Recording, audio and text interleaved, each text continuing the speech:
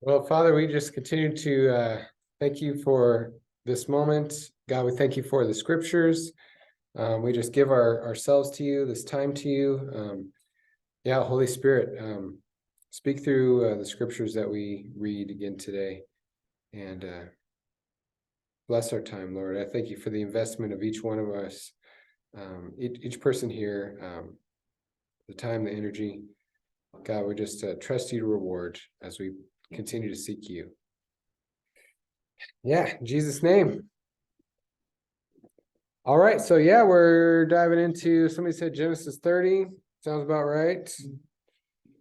Before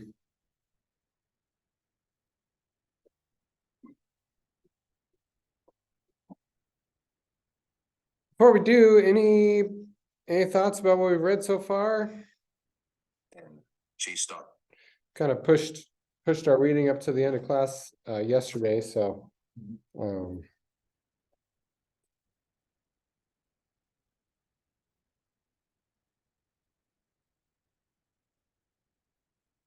right, well, we can check back again once we finish reading through the whole section, going through chapter 50, which I don't think we're going to quite make it today, but we'll see how it goes. So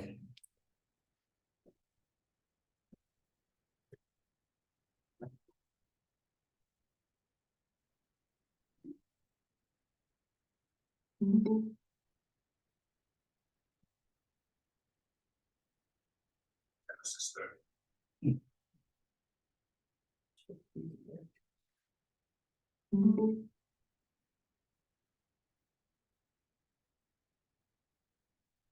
When Rachel saw that she was not bearing Jacob any children, she became jealous of her sister.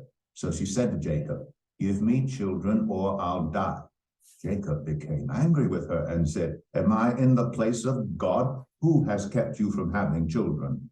Then she said, "Here is Bilhah, my servant. Sleep with her so that she can bear children for me, and I too can build a family through her." So she gave him her servant Bilhah as a wife. Jacob slept with her, and she became pregnant and bore him a son. Then Rachel said, "God has vindicated me. He has listened to my plea and given me a son." Because of this, she named him Dan. Rachel's servant Bilhah conceived again and bore Jacob a second son. Then Rachel said, "I have had a great struggle with my sister, and I have won." So she named him Naphtali. When Leah saw that she had stopped having children, she took her servant Zilpah and gave her to Jacob as a wife. Leah's servant Zilpah bore Jacob a son. Then Leah said, "What good fortune." So she named him Gad. Leah's servant Zilpah bore Jacob a second son. Then Leah said, "How happy I am. The women will call me happy." So she named him Asher. During wheat harvest, Reuben went out into the fields and found some mandrake plants, which he brought to his mother Leah. Rachel said to Leah, "Please, give me some of your son's mandrakes." But she said to her, "Wasn't it enough that you took away my husband? Will you take my son's mandrakes too?" "Very well," Rachel said, "he can sleep with you tonight in return for your son's mandrakes." So when Jacob came in from the fields that evening, Leah went out to meet him. "You must sleep with me," she said. "I have hired you with my son's mandrakes." So he slept with her that night. God listened to Leah, and she became pregnant and bore Jacob a fifth son. Then Leah said, "God has rewarded me for giving my servant to my husband." So she named him Issachar. Leah conceived again and bore Jacob a sixth son. Then Leah said, "God has presented me with a precious gift. This time my husband will treat me with honor because I have borne him 6 sons." So she named him Zebulun. Sometime later she gave birth to a daughter and named her Dinah. Then God remembered Rachel. He listened to her and enabled her to conceive. She became pregnant and gave birth to a son and said, "God has taken away my disgrace." She named him Joseph and said, "May the Lord add to me another son." After Rachel gave birth to Joseph, Jacob said to Laban, "Send me on my way so I can go back to my own homeland. Give me my wives and children for whom I have served you, and I will be on my way. You know how much work I've done for you." But Laban said to him, "If I have found favor in your eyes, please stay. I have learned by divination that the Lord has blessed me because of you." He added, "Name your wages, and I will pay them." Jacob said to him, "You know how I've worked for you, and how your livestock has fared under my care. The little you had before I came has increased greatly, and the Lord has blessed you wherever I have been. But now, when may I do something for my own household?" "What shall I give you?" he asked. "Don't give me anything," Jacob replied. "But if you will do this one thing for me, I will go on tending your flocks and watching over them. Let me go through all your flocks today and remove from them every speckled or spotted sheep, every dark-colored lamb, and every spotted or speckled goat. They will be my wages. And my honesty will testify for me in the future. Whenever you check on the wages you have paid me, any goat in my possession that is not speckled or spotted, or any lamb that is not dark-colored, will be considered stolen." "Agreed," said Laban. "Let it be as you have said." That same day he removed all the male goats that were streaked or spotted, and all the speckled or spotted female goats, all that had white on them, and all the dark-colored lambs, and he placed them in the care of his sons. Then he put a 3-day journey between himself and Jacob, while Jacob continued to tend the rest of Laban's flocks. Jacob, however, took fresh-cut branches from poplar, almond, and plane trees, and made white stripes on them by peeling the bark and exposing the white inner wood of the branches. Then he placed the peeled branches in all the watering troughs, so that they would be directly in front of the flocks when they came to drink. When the flocks were in heat and came to drink, they mated in front of the branches, and they bore young that were streaked or speckled or spotted. Jacob set apart the young of the flock by themselves, but made the rest face the streaked and dark-colored animals that belonged to Laban. Thus he made separate flocks for himself, and did not put them with Laban's animals. Whenever the stronger females were in heat, Jacob would place the branches in the troughs in front of the animals, so they would mate near the branches. But if the animals were weak, he would not place them there. So the weak animals went to Laban, and the strong ones to Jacob. In this way, the man grew exceedingly prosperous, and came to own large flocks, and female and male servants, and camels and donkeys. Genesis 31. Jacob heard that Laban's sons were saying, "Jacob has taken everything our father owned, and has gained all this wealth from what belonged to our father." And Jacob noticed that Laban's attitude toward him was not what it had been. Then the Lord said to Jacob, "Go back to the land of your fathers and to your relatives, and I will be with you." So Jacob sent word to Rachel and Leah to come out to the fields where his flocks were. He said to them, "I see that your father's attitude toward me is not what it was before, but the God of my father has been with me. You know that I've worked for your father with all my strength, yet your father has cheated me by changing my wages 10 times. However, God has not allowed him to harm me.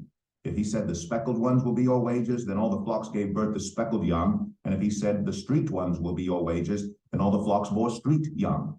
So God has taken away your father's livestock and has given them to me. In breeding season, I once had a dream in which I looked up and saw that the male goats mating with the flock were streaked, speckled, or spotted. The angel of God said to me in the dream, 'Jacob.' I answered, 'Here I am.' And he said, 'Look up and see that all the male goats mating with the flock are streaked, speckled, or spotted. For I have seen all that Laban has been doing to you. I am the God of Bethel, where you anointed a pillar, and where you made a vow to me. Now leave this land at once and go back to your native land.' Then Rachel and Leah replied, 'Do we still have any share in the inheritance of our father's estate? Does he not regard us as foreigners? Not only has he sold us, but he has used up what was paid for us. Surely all the wealth that God took away from our father belongs to us and our children. So do whatever God has told you.' Then Jacob put his children and his wives on camels, and he drove all his livestock ahead of him, along with all the goods he had accumulated in Padan Aram, to go to his father Isaac in the land of Canaan. When Laban had gone to shear his sheep, Rachel stole her father's household gods. Moreover, Jacob deceived Laban the Aramean by not telling him he was running away. So he fled with all he had, crossed the Euphrates River, and headed for the hill country of Gilead. On the 3rd day, Laban was told that Jacob had fled. Taking his relatives with him, he pursued Jacob for 7 days and caught up with him in the hill country of Gilead. Then God came to Laban the Aramean in a dream at night and said to him, 'Be careful not to say anything to Jacob, either good or bad.' Jacob had pitched his tent in the hill country of Gilead when Laban overtook him, and Laban and his relatives camped there too. Then Laban said to Jacob, 'What have you done? You've deceived me, and you've carried off my daughters like captives in war. Why did you run off secretly and deceive me? Why didn't you tell me so I could send you away with joy and singing to the music of timbrels and harps? You didn't even let me kiss my grandchildren and my daughters goodbye. You've done a foolish thing. I have the power to harm you.' But last night the God of your father said to me, be careful not to say anything to Jacob, either good or bad. Now you've gone off because you longed to return to your father's household. But why did you steal my gods? Jacob answered Laban, I was afraid because I thought you would take your daughters away from me by force. But if you find anyone who has your gods, that person shall not live.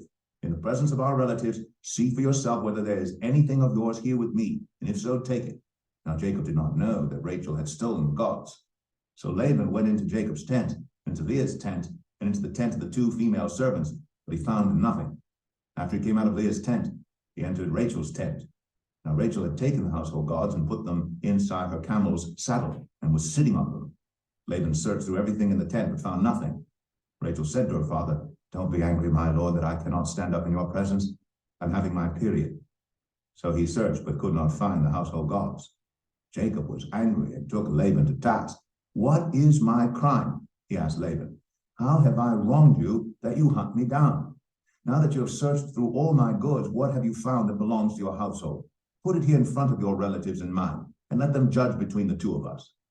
I have been with you for 20 years now. Your sheep and goats have not miscarried, nor have I eaten rams from your flocks. I did not bring you animals torn by wild beasts. I bore the loss myself, and you demanded payment from me for whatever was stolen by day or night. This was my situation. The heat consumed me in the daytime and the cold at night, and sleep fled from my eyes. It was like this for the 20 years I was in your household. I worked for you 14 years for your 2 daughters and 6 years for your flocks, and you changed my wages 10 times. If the God of my father, the God of Abraham, and the fear of Isaac had not been with me, you would surely have sent me away empty-handed. But God has seen my hardship and the toil of my hands, and last night he rebuked you. Laban answered Jacob, the women are my daughters, the children are my children, and the flocks are my flocks. All you see is mine. Yet what can I do today about these daughters of mine, or about the children they have borne? Come now, let's make a covenant, you and I. Let us serve as a witness between us. So Jacob took a stone and set it up as a pillar. He said to his relatives, gather some stones. So they took stones and piled them in a heap. They ate there by the heap. Laban called it Jegar Sahadath, and Jacob called it Galid. Laban said, this heap is a witness between you and me today. That is why it is called Galid. It was also called Mizpah, because he said, may the Lord keep watch between you and me when we are away from each other. If you mistreat my daughters, or if you take any wives besides my daughters, even though no one is with us, remember that God is a witness between you and me. Laban also said to Jacob, here is this heap, and here is this pillar I've set up between you and me. This heap is a witness, and this pillar is a witness. I will not go past this heap to your side to harm you, and that you will not go past this heap and pillar to my side to harm me. May the God of Abraham and the God of Nahor, the God of their father, judge between us. So Jacob took an oath in the name of the fear of his father Isaac. He offered a sacrifice there in the hill country and invited his relatives to a meal. After they had eaten, they spent the night there. Early the next morning, Laban kissed his grandchildren and his daughters and blessed them. Then he left and returned home. Genesis 32. Jacob also went on his way, and the angels of God met him. When Jacob saw them, he said, this is the camp of God. So he named that place Mahanaim. Jacob sent messengers ahead of him to his brother Esau in the land of Seir, the country of Edom. He instructed them, this is what you are to say to my lord Esau. Your servant Jacob says, I have been staying with Laban and have remained there till now. I have cattle and donkeys, sheep and goats, male and female servants. Now I am sending this message to my lord, that I may find favor in your eyes. When the messengers returned to Jacob, they said, we went to your brother Esau, and now he is coming to meet you, and 400 men are with him. In great fear and distress, Jacob divided the people who were with him into 2 groups, and the flocks and herds and camels as well. He thought, if Esau comes and attacks one group, the group that is left may escape. Then Jacob prayed, O God of my father Abraham, God of my father Isaac, Lord, you who said to me, go back to your country and your relatives, and I will make you prosper. I am unworthy of all the kindness and faithfulness you have shown your servant. I had only my staff when I crossed to this Jordan, but now I have become 2 camps. Save me, I pray, from the hand of my brother Esau, for I am afraid he will come and attack me, and also the mothers with their children. But you have said, I will surely make you prosper, and will make your descendants like the sand of the sea, which cannot be counted. He spent the night there, and from what he had with him, he selected a gift for his brother Esau, 200 female goats and 20 male goats, 200 ewes and 20 rams, 30 female camels with their young, 40 cows and 10 bulls, and 20 female donkeys and 10 male donkeys. He put them in the care of his servants, each herd by itself, and said to his servants, go ahead of me, and keep some space between the herds. He instructed the one in the lead, when my brother Esau meets you and asks, who do you belong to, and where are you going, and who owns all these animals in front of you? Then you ought to say, they belong to your servant Jacob. They are a gift sent to my lord Esau, and he is coming behind us. He also instructed the second, the third, and all the others who followed the herds. You are to say the same thing to Esau when you meet him, and be sure to say, your servant Jacob is coming behind us. But he thought, I will pacify him with these gifts I am sending on ahead. Later, when I see him, perhaps he will receive me. So Jacob's gifts went on ahead of him, but he himself spent the night in the camp. That night, Jacob got up and took his 2 wives, his 2 female servants, and his 11 sons, and crossed the ford of the Jabbok. After he had sent them across the stream, he sent over all his possessions. So Jacob was left alone, and a man wrestled with him till daybreak. When the man saw that he could not overpower him, he touched the socket of Jacob's hip, so that his hip was wrenched as he wrestled with the man. Then the man said, let me go, for it is daybreak. But Jacob replied, I will not let you go unless you bless me. The man asked him, what is your name? Jacob, he answered. Then the man said, your name will no longer be Jacob, but Israel, because you have struggled with God and with humans and have overcome. Jacob said, please tell me your name. But he replied, why do you ask my name? Then he blessed him there. So Jacob called the place Peniel, saying, it is because I saw God face to face, and yet my life was spared. The sun rose above him as he passed Peniel, and he was limping because of his hip. Therefore, to this day, the Israelites do not eat the tendon attached to the socket of the hip, because the socket of Jacob's hip was touched near the tendon. Genesis 33. Jacob looked up, and there was Esau coming with his 400 men. So he divided the children among Leah, Rachel, and the 2 female servants. He put the female servants and their children in front, Leah and her children next, and Rachel and Joseph in the rear.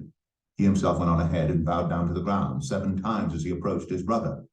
But Esau ran to meet Jacob and embraced him.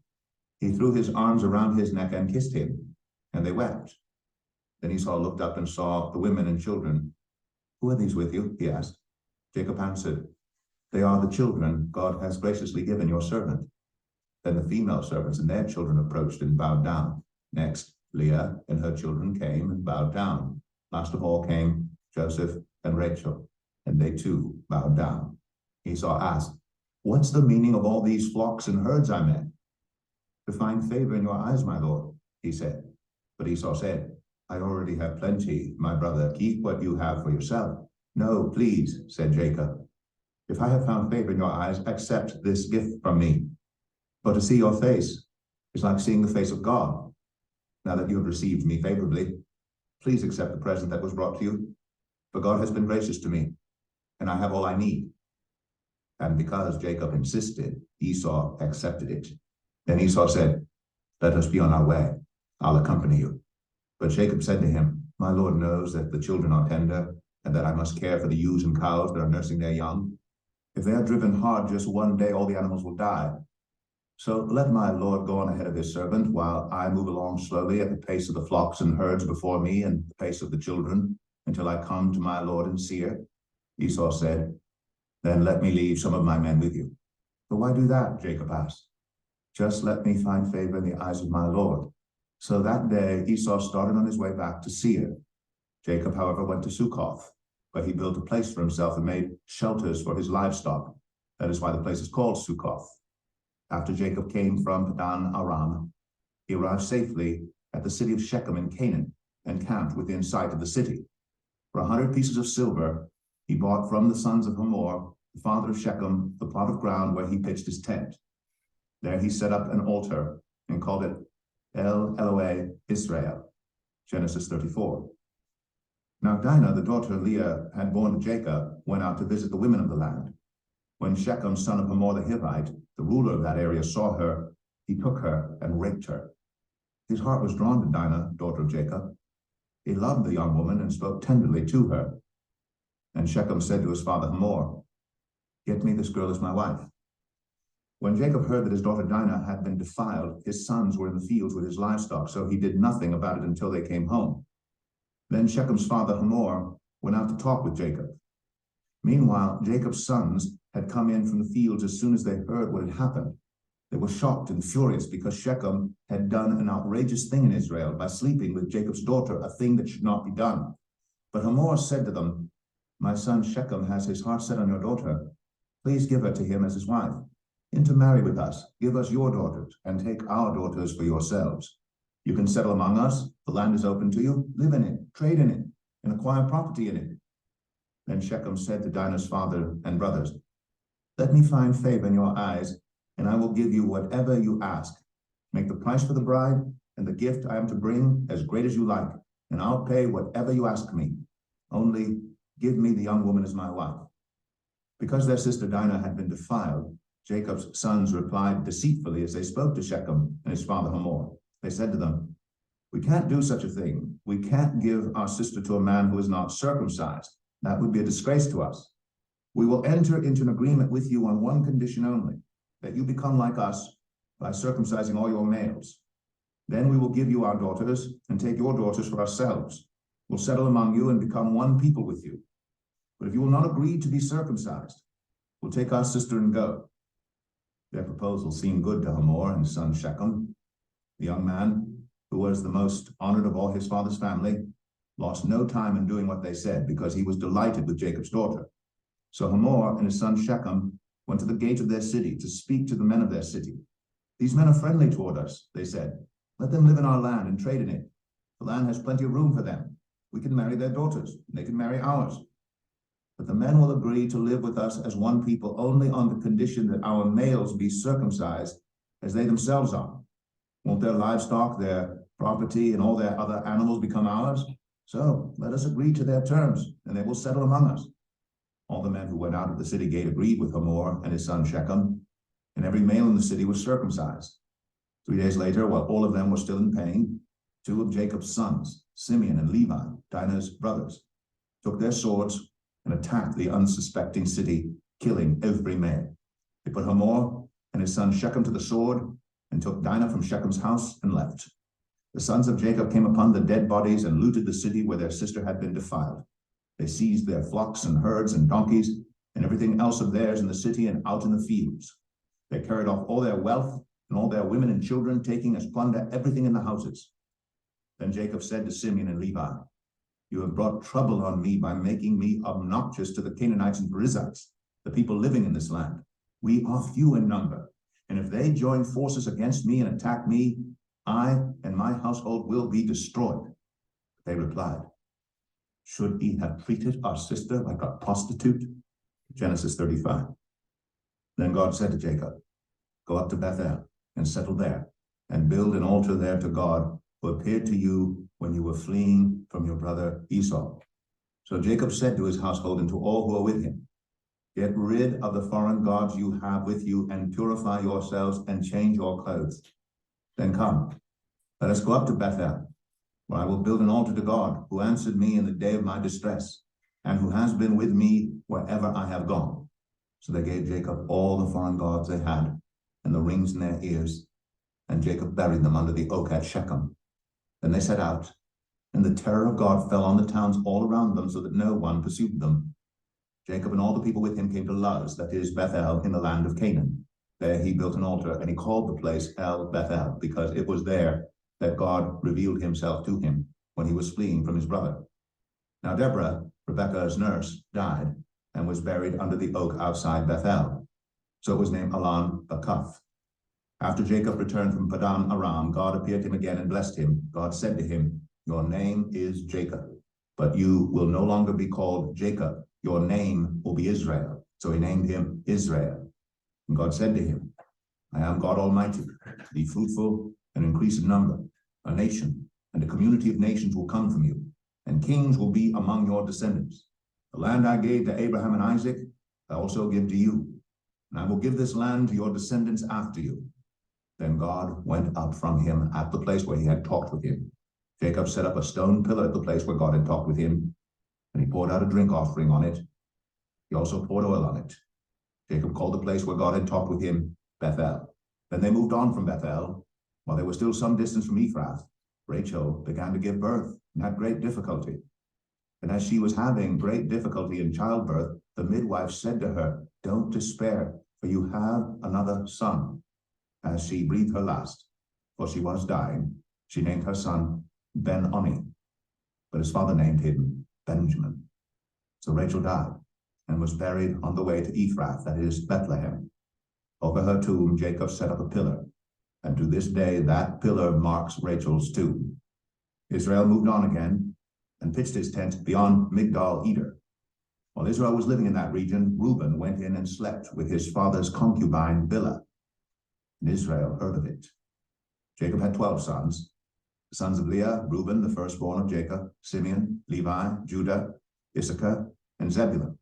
The sons of Rachel, Joseph, and Benjamin. The sons of Rachel's servant Bilhah, Dan and Naphtali. The sons of Leah's servant Zilpah, Gad, and Asher. These were the sons of Jacob, who were born to him in Padan Aram. Jacob came home to his father Isaac in Mamre, near Kiriath Arba, that is Hebron, where Abraham and Isaac had stayed. Isaac lived 180 years. Then he breathed his last and died, and was gathered to his people, old and full of years, and his sons Esau and Jacob buried him. Genesis 36.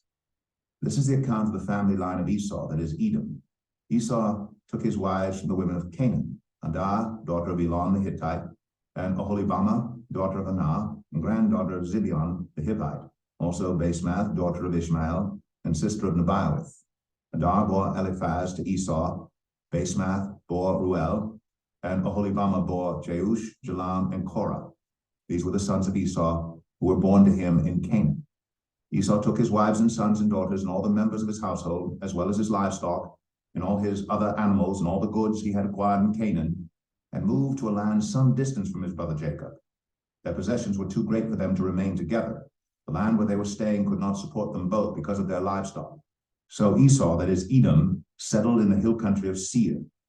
This is the account of the family line of Esau, father of the Edomites, in the hill country of Seir. These are the names of Esau's sons: Eliphaz, the son of Esau's wife Adah, and Ruel, the son of Esau's wife Basemath. The sons of Eliphaz: Teman, Omar, Zepho, Gatam, and Kenaz.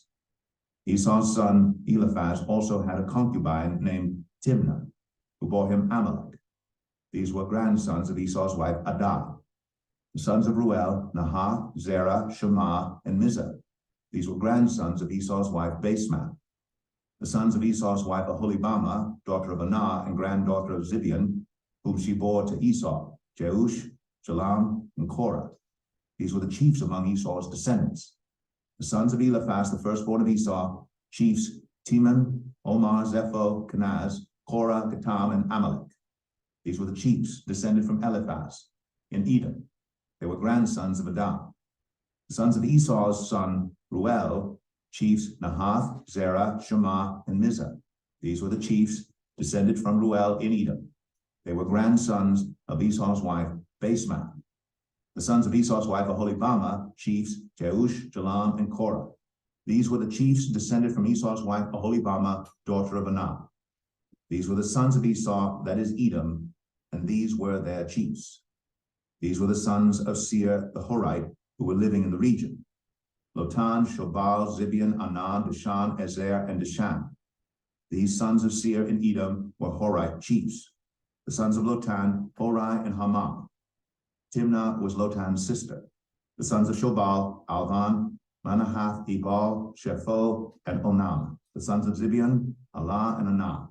This is the Anah who discovered the hot springs in the desert while he was grazing the donkeys of his father Zibeon. The children of Anah: Dishan and Oholibamah, daughter of Anah. The sons of Dishan: Hemdan, Eshban, Ithran, and Karan. The sons of Ezer: Bilhan, Zavan, and Akan, the sons of Dishan, Uz, and Aram. These were the Horite chiefs, Lotan, Shobal, Zibion, Anah, Dishan, Ezer, and Dishan. These were the Horite chiefs, according to their divisions in the land of Seir. These were the kings who reigned in Edom, before any Israelite king reigned. Bela, son of Beor, the king of Edom, his city was named Din-Habah. When Bela died, Jobab, son of Zerah, from Basra, succeeded him as king.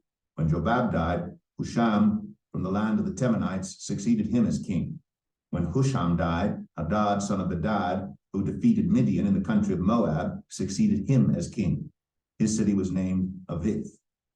When Hadad died, Samlah from Masrekah succeeded him as king. When Samlah died, Shaul from Rehoboth on the river succeeded him as king. When Shaul died, Baal-Hanan, son of Akbor, succeeded him as king. When Baal-Hanan, son of Akbor, died, Hadad succeeded him as king. His city was named Pau, and his wife's name was Mehetabel, daughter of Matred, the daughter of Mezahab.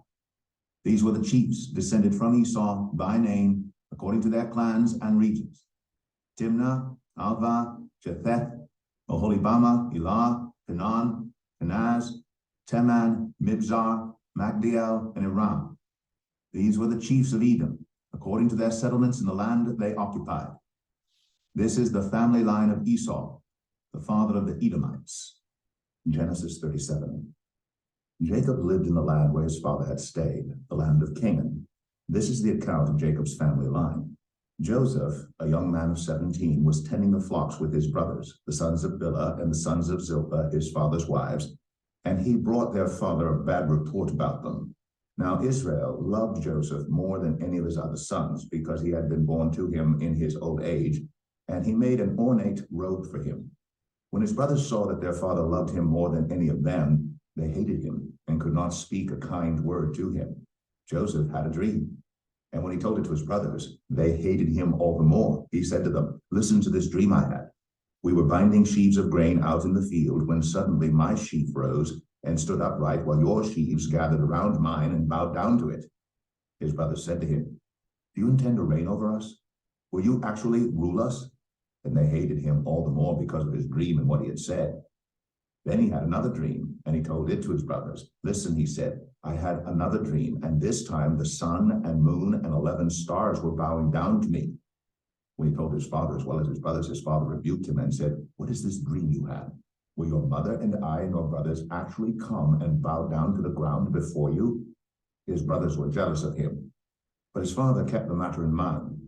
Now his brothers had gone to graze their father's flocks near Shechem, and Israel said to Joseph, "As you know, your brothers are grazing the flocks near Shechem. Come, I am going to send you to them." "Very well," he replied. So he said to him, "Go and see if all is well with your brothers and with the flocks, and bring word back to me." Then he sent him off from the valley of Hebron. When Joseph arrived at Shechem, a man found him wandering around in the fields and asked him, "What are you looking for?" He replied, "I'm looking for my brothers. Can you tell me where they are grazing their flocks?" "They have moved on from here," the man answered.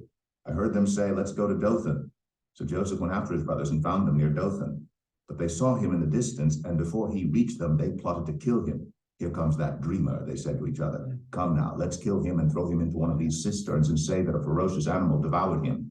Then we'll see what comes of his dreams." When Reuben heard this, he tried to rescue him from their hands. "Let's not take his life," he said. "Don't shed any blood. Throw him into this cistern here in the wilderness, but don't lay a hand on him." Reuben said this to rescue him from them and take him back to his father.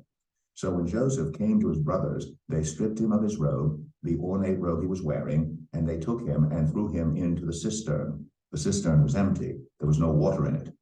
As they sat down to eat their meal, they looked up and saw a caravan of Ishmaelites coming from Gilead. Their camels were loaded with spices, balm, and myrrh, and they were on their way to take them down to Egypt.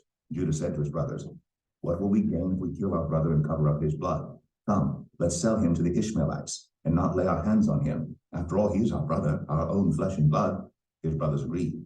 So when the Midianite merchants came by, his brothers pulled Joseph up out of the cistern and sold him for 20 shekels of silver to the Ishmaelites, who took him to Egypt. When Reuben returned to the cistern and saw that Joseph was not there, he tore his clothes. He went back to his brothers and said, "The boy isn't there." Where can I turn now? Then they got Joseph's robe, slaughtered a goat, and dipped the robe in the blood. They took the ornate robe back to their father and said, "We found this. Examine it to see whether it is your son's robe." He recognized it and said, "It is my son's robe. Some ferocious animal has devoured him. Joseph has surely been torn to pieces." Then Jacob tore his clothes, put on sackcloth, and mourned for his son many days.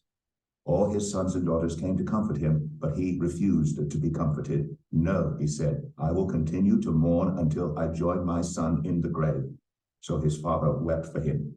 Meanwhile, the Midianites sold Joseph in Egypt to Potiphar, one of Pharaoh's officials, the captain of the guard. Genesis 38.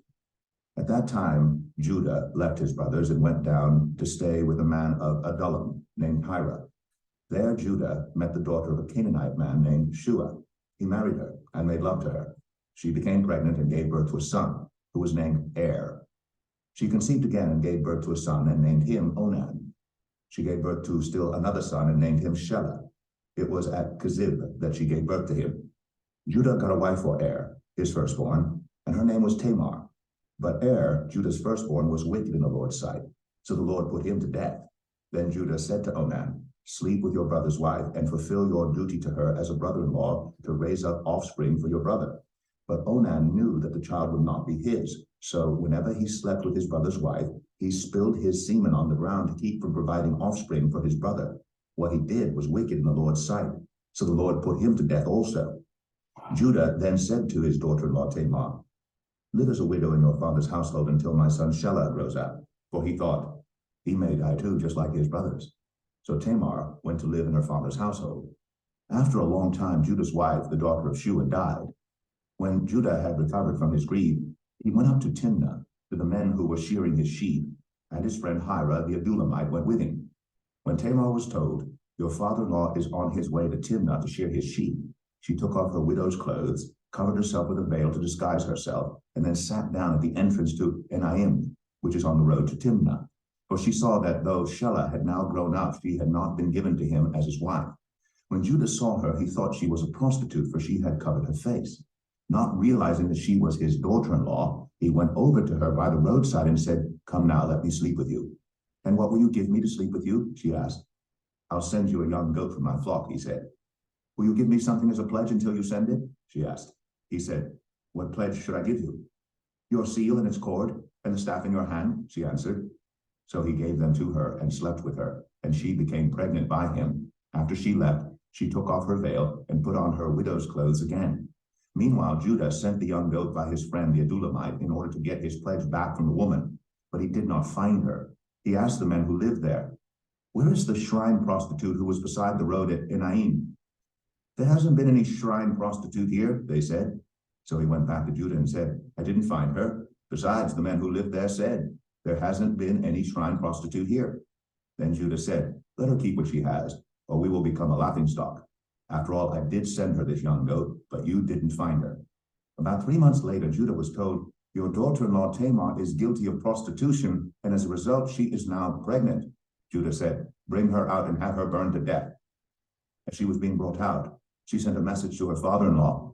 "I am pregnant by the man who owns these," she said, and she added, "See if you recognize whose seal and cord and staff these are." Judah recognized them and said, "She is more righteous than I, since I wouldn't give her to my son Shelah." And he did not sleep with her again. When the time came for her to give birth, there were twin boys in her womb. As she was giving birth, one of them put out his hand. So the midwife took a scarlet thread and tied it on his wrist and said, "This one came out first." But when he drew back his hand, his brother came out, and she said, "So this is how you have broken out." And he was named Perez. And his brother, who had the scarlet thread on his wrist, came out, and he was named Zerah.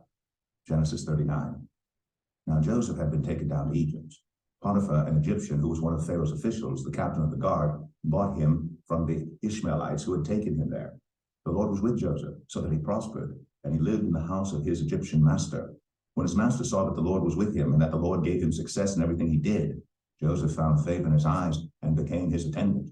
Potiphar put him in charge of his household, and he entrusted to his care everything he owned. From the time he put him in charge of his household and of all that he owned, the Lord blessed the household of the Egyptian because of Joseph. The blessing of the Lord was on everything Potiphar had, both in the house and in the field. So Potiphar left everything he had in Joseph's care. With Joseph in charge, he did not concern himself with anything except the food he ate. Now Joseph was well built and handsome, and after a while his master's wife took notice of Joseph and said, "Come to bed with me." But he refused. With me in charge, he told her, "My master does not concern himself with anything in the house. Everything he owns he has entrusted to my care. No one is greater in this house than I am. My master has withheld nothing from me except you, because you are his wife. How then could I do such a wicked thing and sin against God?" And though she spoke to Joseph day after day, he refused to go to bed with her or even be with her. One day he went into the house to attend to his duties, and none of the household servants was inside. She caught him by his cloak and said, "Come to bed with me." But he left his cloak in her hand and ran out of the house. When she saw that he had left his cloak in her hand and had run out of the house, she called her household servants. "Look," she said to them, "this Hebrew has been brought to us to make sport of us. He came in here to sleep with me, but I screamed. When he heard me scream for help, he left his cloak beside me and ran out of the house." She kept his cloak beside her until his master came home. Then she told him this story: "That Hebrew slave you brought us came to me to make sport of me, but as soon as I screamed for help, he left his cloak beside me and ran out of the house." When his master heard the story, his wife told him, saying, "This is how your slave treated me." He burned with anger. Joseph's master took him and put him in prison, the place where the king's prisoners were confined. But while Joseph was there in the prison, the Lord was with him. He showed him kindness and granted him favor in the eyes of the prison warden. So the warden put Joseph in charge of all those held in the prison, and he was made responsible for all that was done there. The warden paid no attention to anything under Joseph's care, because the Lord was with Joseph and gave him success in whatever he did. Genesis 40. Sometime later, the cupbearer and the baker of the king of Egypt offended their master, the king of Egypt. Pharaoh was angry with his two officials, the chief cupbearer and the chief baker, and put them in custody in the house of the captain of the guard, in the same prison where Joseph was confined. The captain of the guard assigned them to Joseph, and he attended them.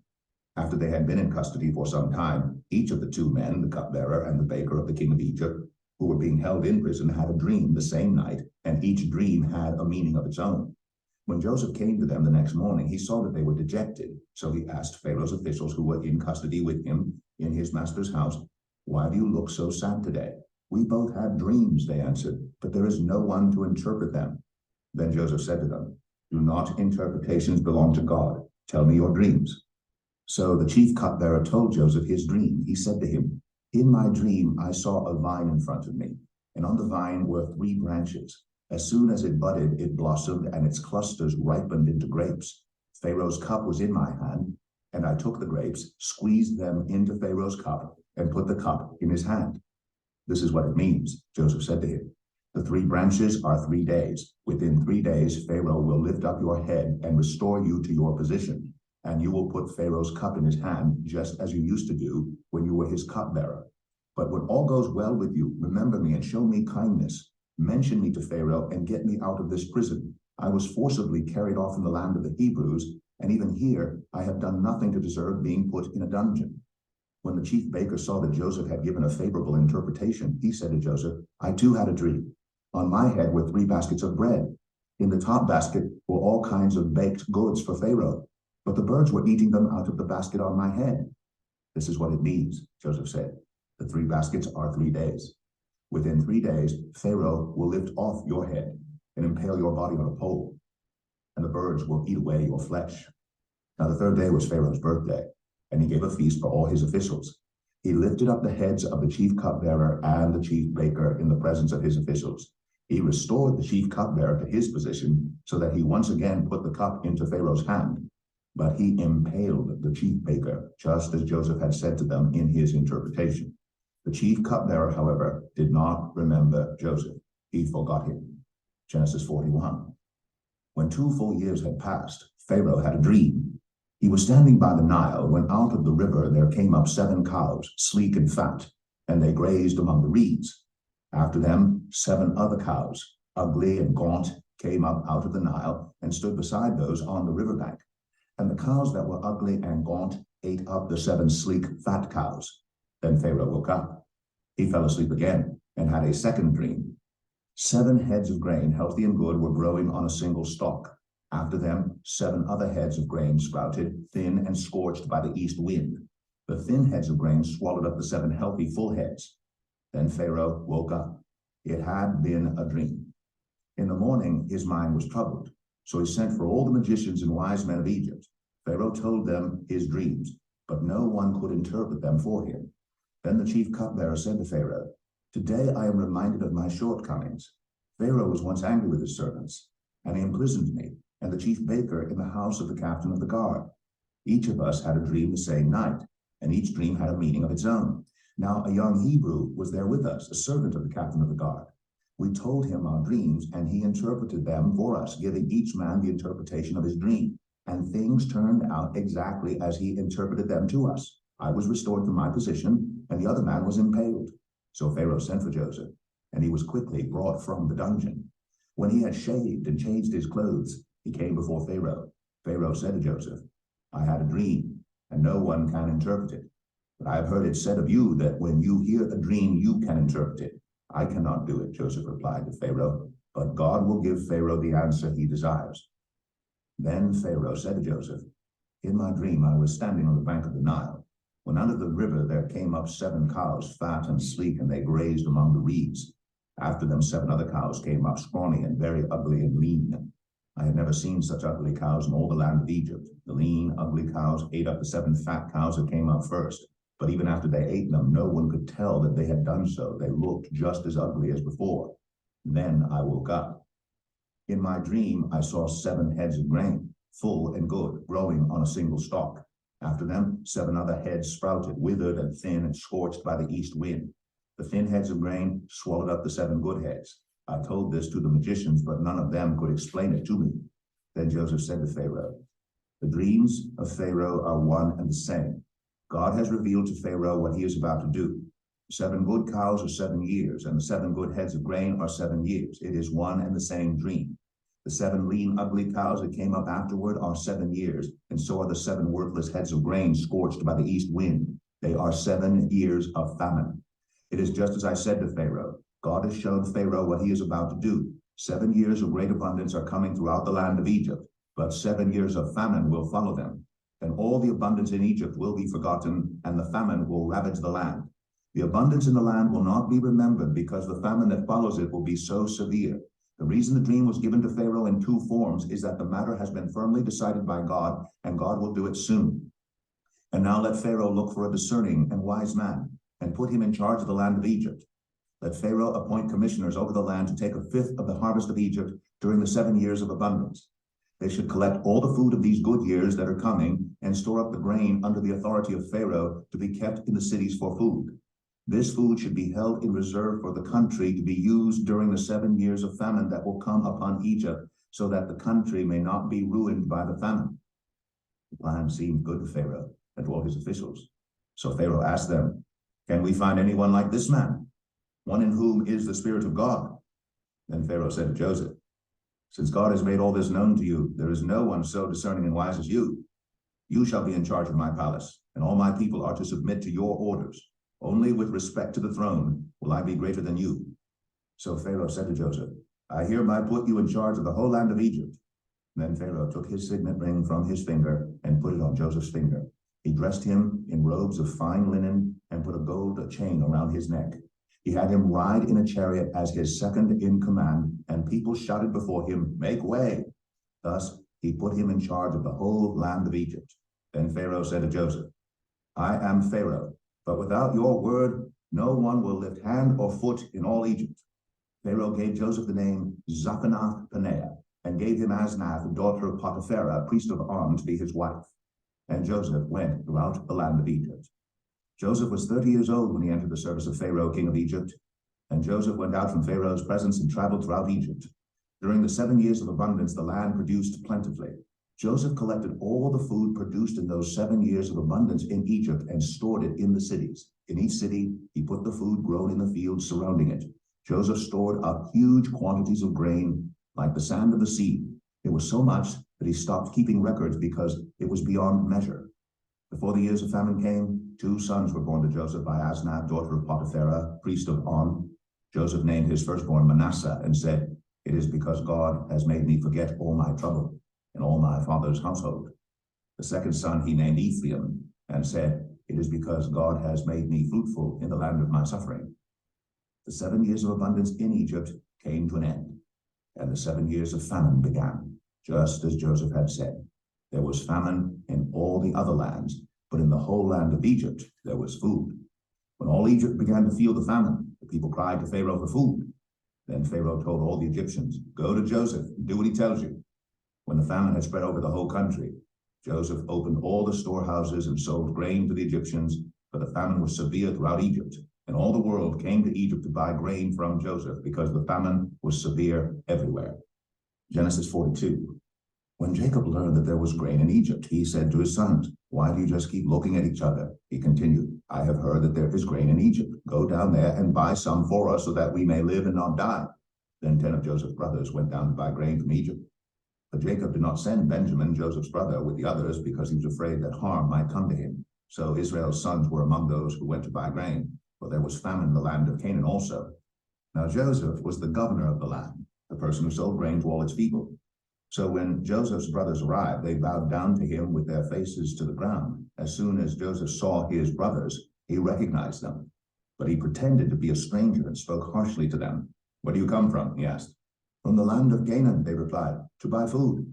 Although Joseph recognized his brothers, they did not recognize him. Then he remembered his dreams about them and said to them, "You are spies. You have come to see where our land is unprotected." "No, my lord," they answered, "your servants have come to buy food. We are all the sons of one man. Your servants are honest men, not spies." "No," he said to them, "you have come to see where our land is unprotected." But they replied, "Your servants were 12 brothers, the sons of one man, who lives in the land of Canaan. The youngest is now with our father, and one is no more." Joseph said to them, "It is just as I told you, you are spies, and this is how you will be tested. As surely as Pharaoh lives, you will not leave this place unless your youngest brother comes here. Send one of your number to get your brother. The rest of you will be kept in prison, so that your words may be tested to see if you are telling the truth. If you are not, then, as surely as Pharaoh lives, you are spies." And he put them all in custody for 3 days. On the 3rd day, Joseph said to them, "Do this and you will live, for I fear God. If you are honest men, let one of your brothers stay here in prison, while the rest of you go and take grain back to your starving households. But you must bring your youngest brother to me, so that your words may be verified and that you may not die." This they proceeded to do. They said to one another, "Surely we are being punished because of our brother. We saw how distressed he was when he pleaded with us for his life, but we would not listen. That's why this distress has come on us." Reuben replied, "Didn't I tell you not to sin against the boy? But you wouldn't listen. Now we must give an accounting for his blood." They did not realize that Joseph could understand them, since he was using an interpreter. He turned away from them and began to weep, but then came back and spoke to them again. He had Simeon taken from them and bound before their eyes. Joseph gave orders to fill their bags with grain, to put each man's silver back in his sack, and to give them provisions for their journey. After this was done for them, they loaded their grain on their donkeys and left. At the place where they stopped for the night, one of them opened his sack to get feed for his donkey, and he saw his silver in the mouth of his sack. "My silver has been returned," he said to his brothers. "Here it is in my sack." Their hearts sank, and they turned to each other trembling and said, "What is this that God has done to us?" When they came to their father Jacob in the land of Canaan, they told him all that had happened to them. They said, "The man who is Lord over the land spoke harshly to us and treated us as though we were spying on the land. But we said to him, 'We are honest men, we are not spies. We were 12 brothers, sons of one father. One is no more, and the youngest is now with our father in Canaan.' Then the man who is Lord over the land said to us, 'This is how I will know whether you are honest men. Leave one of your brothers here with me and take food for your starving households and go. But bring your youngest brother to me, so I will know that you are not spies, but honest men. Then I will give your brother back to you, and you can trade in the land.' As they were emptying their sacks, there in each man's sack was his pouch of silver. When they and their father saw the money pouches, they were frightened. Their father Jacob said to them, 'You have deprived me of my children. Joseph is no more, and Simeon is no more, and now you want to take Benjamin? Everything is against me.' Then Reuben said to his father, You may put both of my sons to death if I do not bring him back to you. Entrust him to my care, and I will bring him back. But Jacob said, my son will not go down there with you. His brother is dead, and he is the only one left. If harm comes to him on the journey you are taking, you will bring my gray head down to the grave in sorrow. Genesis 43. Now the famine was still severe in the land. So when they had eaten all the grain they had brought from Egypt, their father said to them, go back and buy us a little more food. But Judah said to him, the man warned us solemnly, you will not see my face again unless your brother is with you. If you will send our brother along with us, we will go down and buy food for you. But if you will not send him, we will not go down, because the man said to us, you will not see my face again unless your brother is with you. Israel asked, why did you bring this trouble on me by telling the man you had another brother? They replied, the man questioned us closely about ourselves and our family. Is your father still living? He asked. Do you have another brother? We simply answered his questions.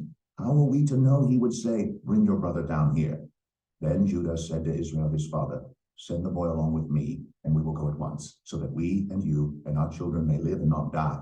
I myself will guarantee his safety. You can hold me personally responsible for him. If I do not bring him back to you and set him here before you, I will bear the blame before you all my life. As it is, if we had not delayed, we could have gone and returned twice.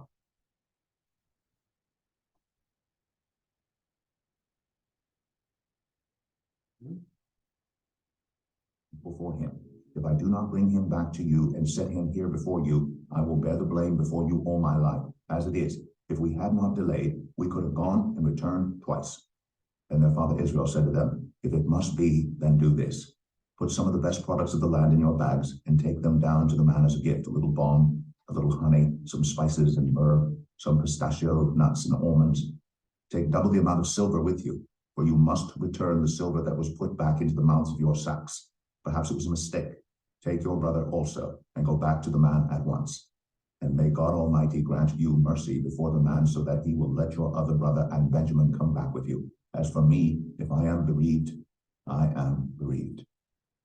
So the men took the gifts and double the amount of silver, and Benjamin also. They hurried down to Egypt and presented themselves to Joseph. When Joseph saw Benjamin with them, he said to the steward of his house, take these men to my house, slaughter an animal, and prepare a meal. They are to eat with me at noon. The man did as Joseph told him and took the men to Joseph's house. But the men were frightened when they were taken to his house. They thought, we were brought here because of the silver that was put back into our sacks the first time. He wants to attack us and overpower us and seize us as slaves and take our donkeys. So they went up to Joseph's steward and spoke to him at the entrance to the house. We beg your pardon, our lord, they said. We came down here the first time to buy food, but at the place where we stopped for the night, we opened our sacks, and each of us found his silver, the exact weight, in the mouth of his sack. So we have brought it back with us. We've also brought additional silver with us to buy food. We don't know who put our silver in our sacks. It's all right, he said. Don't be afraid. Your God, the God of your father, has given you treasure in your sacks. I received your silver. Then he brought Simeon out to them. The steward took the men into Joseph's house, gave them water to wash their feet, and provided fodder for their donkeys. They prepared their gifts for Joseph's arrival at noon, because they had heard that they were to eat there. When Joseph came home, they presented to him the gifts they had brought into the house, and they bowed down before him to the ground. He asked them how they were, and then he said, how is your aged father you told me about? Is he still living? They replied, your servant, our father, is still alive and well. And they bowed down, prostrating themselves before him. As he looked about and saw his brother Benjamin, his own mother's son, he asked, is this your youngest brother, the one you told me about? And he said, God be gracious to you, my son. Deeply moved at the sight of his brother, Joseph hurried out and looked for a place to weep. He went into his private room and wept there. After he had washed his face, he came out and, controlling himself, said, serve the food. They served him by himself, the brothers by themselves, and the Egyptians who ate with him by themselves, because Egyptians could not eat with Hebrews, for that is detestable to Egyptians. The men had been seated before him in the order of their ages, from the firstborn to the youngest, and they looked at each other in astonishment. When portions were served to them from Joseph's table, Benjamin's portion was 5 times as much as anyone else's. So they feasted and drank freely with him. Genesis 44. Now Joseph gave these instructions to the steward of his house. Fill the men's sacks with as much food as they can carry, and put each man's silver in the mouth of his sack. Then put my cup, the silver one, in the mouth of the youngest one's sack, along with the silver for his grain. And he did as Joseph said. As morning dawned, the men were sent on their way with their donkeys. They had not gone far from the city when Joseph said to his steward, "Go after those men at once, and when you catch up with them, say to them, 'Why have you repaid good with evil? Isn't this the cup my master drinks from, and also uses for divination? This is a wicked thing you have done.'" When he caught up with them, he repeated these words to them. But they said to him, "Why does my lord say such things? Far be it from your servants to do anything like that. We even brought back to you from the land of Canaan the silver we found inside the mouths of our sacks. So why would we steal silver or gold from your master's house? If any of your servants is found to have it, he will die, and the rest of us will become my lord's slaves." "Very well then," he said, "let it be as you say. Whoever is found to have it will become my slave. The rest of you will be free from blame." Each of them quickly lowered his sack to the ground and opened it. Then the steward proceeded to search, beginning with the oldest and ending with the youngest, and the cup was found in Benjamin's sack. At this, they tore their clothes. Then they all loaded their donkeys and returned to the city. Joseph was still in the house when Judah and his brothers came in, and they threw themselves to the ground before him. Joseph said to them, "What is this you have done? Don't you know that a man like me can find things out by divination?" "What can we say to my lord?" Judah replied. "What can we say? How can we prove our innocence? God has uncovered your servant's guilt. We are now my lord's slaves, we ourselves, and the one who was found to have the cup." But Joseph said, "Far be it from me to do such a thing. Only the man who was found to have the cup will become my slave. The rest of you, go back to your father in peace." Then Judah went up to him and said, "Pardon your servant, my lord. Let me speak a word to my lord. Do not be angry with your servant, though you are equal to Pharaoh himself." My lord asked his servants, "Do you have a father or a brother?" And we answered, "We have an aged father, and there is a young son born to him in his old age. His brother is dead, and he is the only one of his mother's sons left, and his father loves him." Then you said to your servants, "Bring him down to me so I can see him for myself." And we said to my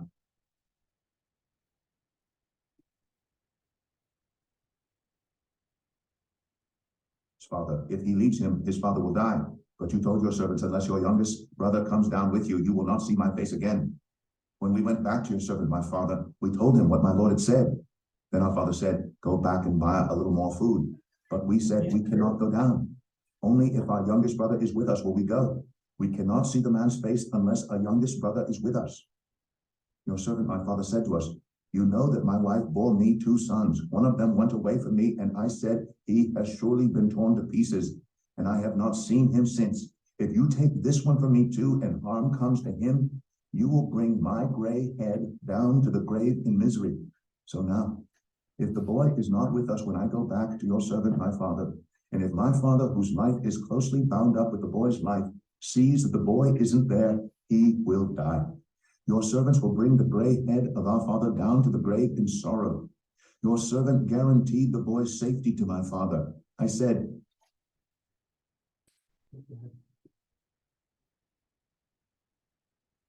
him back to you. I will bear the blame before you, my father, all my life. Now then, please, let your servant remain here as my lord's slave in place of the boy, and let the boy return with his brothers. How can I go back to my father if the boy is not with me? No, do not let me see the misery that would come on my father." Genesis 45. Then Joseph could no longer control himself before all his attendants, and he cried out, "Have everyone leave my presence." So there was no one with Joseph when he made himself known to his brothers. And he wept so loudly that the Egyptians heard him, and Pharaoh's household heard about it. Joseph said to his brothers, "I am Joseph. Is my father still living?" But his brothers were not able to answer him because they were terrified at his presence. Then Joseph said to his brothers, "Come close to me." When they had done so, he said, "I am your brother Joseph, the one you sold into Egypt. And now do not be distressed, and do not be angry with yourselves for selling me here, because it was to save lives that God sent me ahead of you. For 2 years now there has been famine in the land, and for the next 5 years there will be no plowing and reaping. But God sent me ahead of you to preserve for you a remnant on earth, and to save your lives by a great deliverance. So then it was not you who sent me here, but God. He made me father to Pharaoh, lord of his entire household and ruler of all Egypt. Now hurry back to my father and say to him, this is what your son Joseph says. God has made me lord of all Egypt. Come down to me, don't delay. You shall live in the region of Goshen and be near me, you, your children and grandchildren, your flocks and herds and all you have. I will provide for you there because 5 years of famine are still to come. Otherwise, you and your household and all who belong to you will become destitute. You can see for yourselves, and so can my brother Benjamin, that it is really I who am speaking to you. Tell my father about all the honor accorded me in Egypt and about everything you have seen, and bring my father down here quickly. Then he threw his arms around his brother Benjamin and wept. And Benjamin embraced him, weeping. And he kissed all his brothers and wept over them. Afterward, his brothers talked with him. When the news reached Pharaoh's palace that Joseph's brothers had come, Pharaoh and all his officials were pleased. Pharaoh said to Joseph, tell your brothers, do this, load your animals and return to the land of Canaan, and bring your father and your families back to me. I will give you the best of the land of Egypt, and you can enjoy the fat of the land. You are also directed to tell them, do this, take some carts from Egypt for your children and your wives, and get your father and come. Never mind about your belongings, because the best of all Egypt will be yours. So the sons of Israel did this. Joseph gave them carts as Pharaoh had commanded, and he also gave them provisions for their journey. To each of them he gave new clothing, but to Benjamin he gave 300 shekels of silver and 5 sets of clothes. And this is what he sent to his father: 10 donkeys loaded with the best things of Egypt, and 10 female donkeys loaded with grain and bread and other provisions for his journey. Then he sent his brothers away, and as they were leaving, he said to them, don't quarrel on the way. So they went up out of Egypt and came to their father Jacob in the land of Canaan. They told him, Joseph is still alive. In fact, he is ruler of all Egypt. Jacob was stunned. He did not believe them. But when they told him everything Joseph had said to them, and when he saw the carts Joseph had sent to carry him back, the spirit of their father Jacob revived. And Israel said, I am convinced my son Joseph is still alive. I will go and see him before I die. Genesis 46. So Israel set out with all that was his, and when he reached Beersheba, he offered sacrifices to the God of his father Isaac. And God spoke to Israel in a vision at night and said, Jacob, Jacob. Here I am, he replied. I am God, the God of your father, he said. Don't be afraid, go down to Egypt, for I will make you into a great nation there. I will go down to Egypt with you, and I will surely bring you back again, and Joseph's own hand will close your eyes. Then Jacob left Beersheba, and Israel's sons took their father Jacob and their children and their wives in the carts that Pharaoh had sent to transport him. So Jacob and all his offspring went to Egypt, taking with them their livestock and the possessions they had acquired in Canaan. Jacob brought with him to Egypt his sons and grandsons, and his daughters and granddaughters, all his offspring. These are the names of the sons of Israel, Jacob and his descendants, who went to Egypt. Reuben, the firstborn of Jacob. The sons of Reuben, Hanok, Palu, Hezron, and Carmi. Sons of Simeon, Jemuel, Jamin, Ohad, Jachin, Zohar, and Shaul, the son of a Canaanite woman. The sons of Levi, Gershon, Kohath, and Merari. Sons of Judah, Er, Onan, Shelah, Perez, and Zerah. But Er and Onan had died in the land of Canaan. Sons of Perez, Hezron, and Hamul. The sons of Issachar, Tola, Pua, Jeshub, and Shimron. The sons of Zebulun, Sered, Elon, and Jaliel. These were the sons of Leah, born to Jacob in Padan Aram, besides his daughter Dinah. These sons and daughters of his were 33 in all. The sons of Gad, Zephon, Haggai, Shunai, Hezbon, Eri, Aradai, and Erelai. The sons of Asher, Imnah, Ishva, and Beriah. Their sister was Sarah. The sons of Beriah, Heber, and Malchiel. These were the children born to Jacob by Zilpah, whom Laban had given to his daughter Leah, 16 in all. The sons of Jacob's wife Rachel, Joseph, and Benjamin. In Egypt, Manasseh and Ephraim were born to Joseph by Asnath, daughter of Potipharah, priest of On. Sons of Benjamin, Bela, Becher, Ashbel, Jerah, Naaman, Ehi, Rosh, Muppim, Huppim, and Ard. These were the sons of Rachel who were born to Jacob, 14 in all. The son of Dan, Hushim. The sons of Naphtali, Jaziel, Bunai, Jezer, and Shillem. These were the sons born to Jacob by Bilhah, whom Laban had given to his daughter Rachel, 7 in all. All those who went to Egypt with Jacob, those who were his direct descendants, not counting his sons' wives, numbered 66 persons. With the 2 sons who had been born to Joseph in Egypt, the members of Jacob's family, which went to Egypt, were 70 in all. Now Jacob sent Judah ahead of him to Joseph to get directions to Goshen. When they arrived in the region of Goshen, Joseph had his chariot made ready and went to Goshen to meet his father Israel. As soon as Joseph appeared before him, he threw his arms around his father and wept for a long time. Israel said to Joseph, "Now I am ready to die, since I have seen for myself that you are still alive." Then Joseph said to his brothers and to his father's household, "I will go up and speak to Pharaoh and will say to him, my brothers and my father's household who are living in the land of Canaan have come to me. The men are shepherds. They tend livestock, and they have brought along their flocks and herds and everything they own. When Pharaoh calls you in and asks, 'What is your occupation?' you should answer, 'Your servants have tended livestock from our boyhood on, just as our fathers did.' Then you will be allowed to settle in the region of Goshen, for all shepherds are detestable to the Egyptians." Genesis 47. Joseph went and told Pharaoh, "My father and brothers, with their flocks and herds and everything they own, have come from the land of Canaan and are now in Goshen." He chose 5 of his brothers and presented them before Pharaoh. Pharaoh asked the brothers, "What is your occupation?" "Your servants are shepherds," they replied to Pharaoh, "just as our fathers were." They also said to him, "We have come to live here for a while because the famine is severe in Canaan and your servants' flocks have no pasture. So now please let your servants settle in Goshen." Pharaoh said to Joseph, "Your father and your brothers have come to you, and the land of Egypt is before you. Settle your father and your brothers in the best part of the land. Let them live in Goshen. And if you know of any among them with special ability, put them in charge of my own livestock." Then Joseph brought his father Jacob in and presented him before Pharaoh. After Jacob blessed Pharaoh, Pharaoh asked him, "How old are you?" And Jacob said to Pharaoh, "The years of my pilgrimage are 130. My years have been few and difficult, and they do not equal the years of the pilgrimage of my fathers." Then Jacob blessed Pharaoh and went out from his presence. So Joseph settled his father and his brothers in Egypt and gave them property in the best part of the land, the district of Ramses, as Pharaoh directed. Joseph also provided his father and his brothers and all his father's household with food, according to the number of their children. There was no food, however, in the whole region because the famine was severe. Both Egypt and Canaan wasted away because of the famine. Joseph collected all the money that was to be found in Egypt and Canaan in payment for the grain they were buying, and he brought it to Pharaoh's palace. When the money of the people of Egypt and Canaan was gone, all Egypt came to Joseph and said, "Give us food. Why should we die before your eyes? Our money is all gone." "Then bring your livestock," said Joseph. "I will sell you food in exchange for your livestock, since your money is gone." So they brought their livestock to Joseph, and he gave them food in exchange for their horses, their sheep and goats, their cattle and donkeys, and he brought them through that year with food in exchange for all their livestock. When that year was over, they came to him the following year and said, "We cannot hide from our Lord the fact that since our money is gone and our livestock belongs to you, there is nothing left for our Lord except our bodies and our land. Why should we perish before your eyes, we and our land as well? Buy us and our land in exchange for food, and we with our land will be in bondage to Pharaoh. Give us seed so that we may live and not die, and that the land may not become desolate." So Joseph bought all the land in Egypt for Pharaoh. The Egyptians, one and all, sold their fields because the famine was too severe for them. The land became Pharaoh's, and Joseph reduced the people to servitude from one end of Egypt to the other.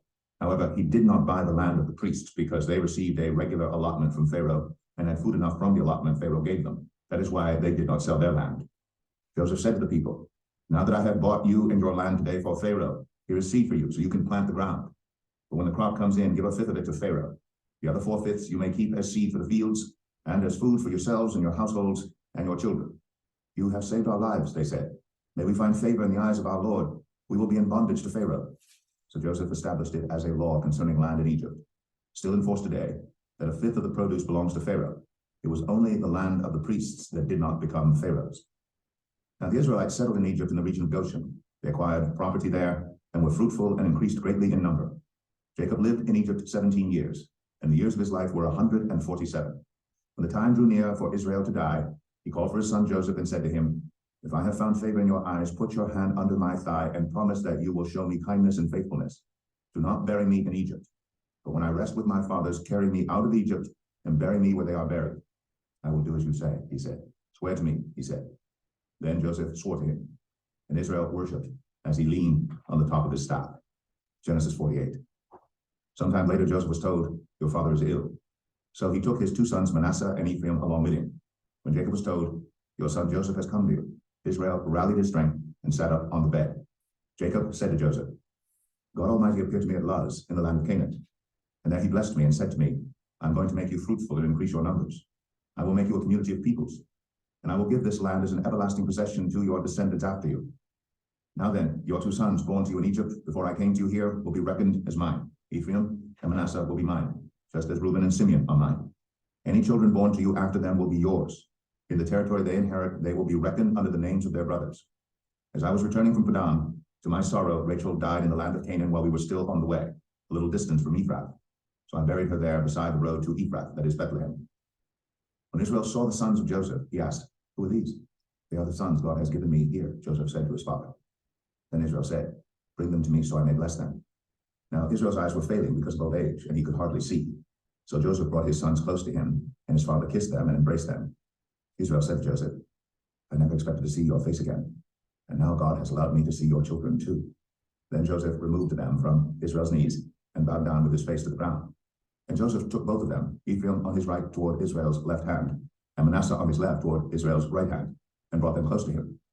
But Israel reached out his right hand and put it on Ephraim's head, though he was the younger, and crossing his arms, he put his left hand on Manasseh's head, even though Manasseh was the firstborn. Then he blessed Joseph and said, "May the God before whom my fathers Abraham and Isaac walked faithfully, the God who has been my shepherd all my life to this day, the angel who has delivered me from all harm, may he bless these boys. May they be called by my name and the names of my fathers Abraham and Isaac, and may they increase greatly on the earth." When Joseph saw his father placing his right hand on Ephraim's head, he was displeased, so he took hold of his father's hand to move it from Ephraim's head to Manasseh's head. Joseph said to him, "No, my father, this one is the firstborn. Put your right hand on his head." But his father refused and said, "I know, my son, I know. He too will become a people, and he too will become great. Nevertheless, his younger brother will be greater than he, and his descendants will become a group of nations." He blessed them that day and said, "In your name will Israel pronounce this blessing. May God make you like Ephraim and Manasseh." So he put Ephraim ahead of Manasseh. Then Israel said to Joseph, "I am about to die, but God will be with you and take you back to the land of your fathers. And to you I give one more ridge of land than to your brothers, the ridge I took from the Amorites with my sword and my bow." Genesis 49. Then Jacob called for his sons and said, "Gather round so I can tell you what will happen to you in days to come. Assemble and listen, sons of Jacob. Listen to your father Israel. Reuben, you are my firstborn, my might, the first sign of my strength, excelling in honor, excelling in power, turbulent as the waters. You will no longer excel, for you went up onto your father's bed, onto my couch, and defiled it. Simeon and Levi are brothers. Their swords are weapons of violence. Let me not enter their council. Let me not join their assembly. For they have killed men in their anger, and hamstrung oxen as they pleased. Cursed be their anger so fierce, and their fury so cruel. I will scatter them in Jacob, and disperse them in Israel. Judah, your brothers will praise you. Your hand will be on the neck of your enemies. Your father's sons will bow down to you. You are a lion's cub, Judah. You return from the prey, my son. Like a lion, he crouches and lies down. Like a lioness, who dares to rouse him? The scepter will not depart from Judah, nor the ruler's staff from between his feet, until he to whom it belongs shall come, and the obedience of the nations shall be his. He will tether his donkey to a vine, his colt to the choicest branch. He will wash his garments in wine, his robes in the blood of grapes. His eyes will be darker than wine, his teeth whiter than milk. Zebulun will live by the seashore and become a haven for ships. His border will extend towards Sidon. Issachar is a raw-boned donkey lying down among the sheep pens. When he sees how good is his resting place and how pleasant is his land, he will bend his shoulder to the burden and submit to forced labor. Dan will provide justice for his people, as one of the tribes of Israel. Dan will be a snake by the roadside, a viper along the path, that bites the horse's heels so that its rider tumbles backward. I look for your deliverance, Lord. Gad will be attacked by a band of raiders, but he will attack them at their heels. Asher's food will be rich. He will provide delicacies fit for a king. Naphtali is a doe set free that bears beautiful fawns. Joseph is a fruitful vine near a spring whose branches climb over a wall. With bitterness, archers attacked him. They shot at him with hostility, but his bow remained steady. His strong arm stayed limber. Because of the hand of the mighty one of Jacob, because of the shepherd, the rock of Israel, because of your father's God who helps you, because of the Almighty who blesses you with blessings of the skies above, blessings of the deep springs below, blessings of the breast and womb, your father's blessings are greater than the blessings of the ancient mountains, than the bounty of the age-old hills. Let all these rest on the head of Joseph, on the brow of the prince among his brothers. Benjamin is a ravenous wolf. In the morning he devours the prey. In the evening he divides the plunder. All these are the 12 tribes of Israel. And this is what their father said to them when he blessed them, giving each the blessing appropriate to him. Then he gave them these instructions. I am about to be gathered to my people. Bury me with my fathers in the cave in the field of Ephron the Hittite, the cave in the field of Machpelah near Mamre in Canaan, which Abraham bought along with the field as a burial place from Ephron the Hittite. There Abraham and his wife Sarah were buried. There Isaac and his wife Rebekah were buried. And there I buried Leah. The field and the cave in it were bought from the Hittites. When Jacob had finished giving instructions to his sons, he drew his feet up into the bed, breathed his last, and was gathered to his people. Genesis 50. Joseph threw himself on his father and wept over him and kissed him. Then Joseph directed the physicians in his service to embalm his father Israel. So the physicians embalmed him, taking a full 40 days, for that was the time required for embalming.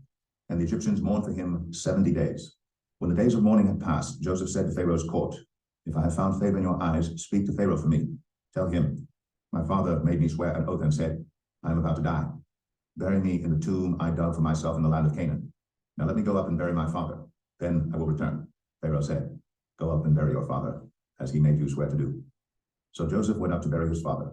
All Pharaoh's officials accompanied him, the dignitaries of his court and all the dignitaries of Egypt, besides all the members of Joseph's household and his brothers and those belonging to his father's household. Only their children and their flocks and herds were left in Goshen. Chariots and horsemen also went up with him. It was a very large company.